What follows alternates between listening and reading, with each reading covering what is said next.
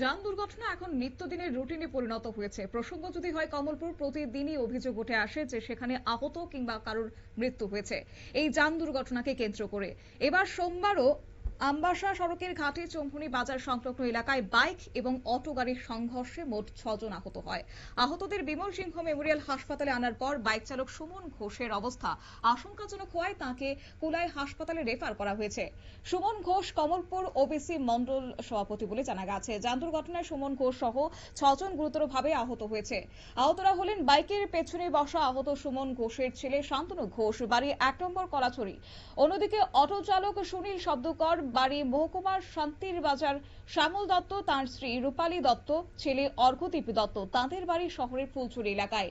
এরাও অটো গাড়িতে ছিল বলে জানা গেছে।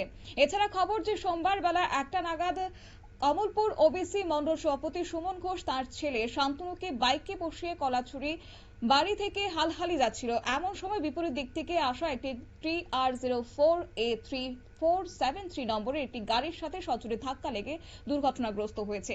কি উঠে আসলো সংশ্লিষ্টের পক্ষ থেকে বক্তব্য শুনুন।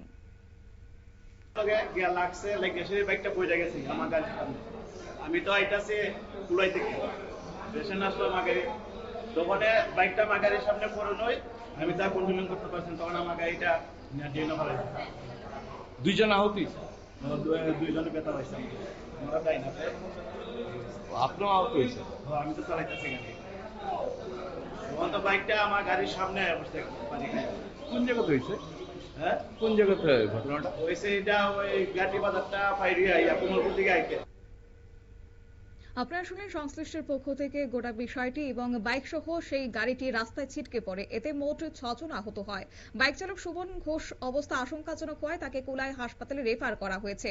আবারও কমলপুর এবং আমবাসা সড়কের নিরাপত্তা ব্যবস্থা একটা প্রশ্নের মুখে থেকে যাচ্ছে। প্রতিনিয়ত বেলা দুর্ঘটনা যেন নিত্যদিনের চিত্র হয়ে দাঁড়িয়েছে। দ্রুত ট্রাফিক নিয়ন্ত্রণ, স্পিড মনিটরিং এবং সড়ক নিরাপত্তা ব্যবস্থা জোরদার করার কিন্তু দাবি তুলেছে স্থানীয় বাসিন্দারা। নিয়ে নিচ্ছি ছোট্ট একটি বিজ্ঞাপন বিরতির সঙ্গে থাকুন।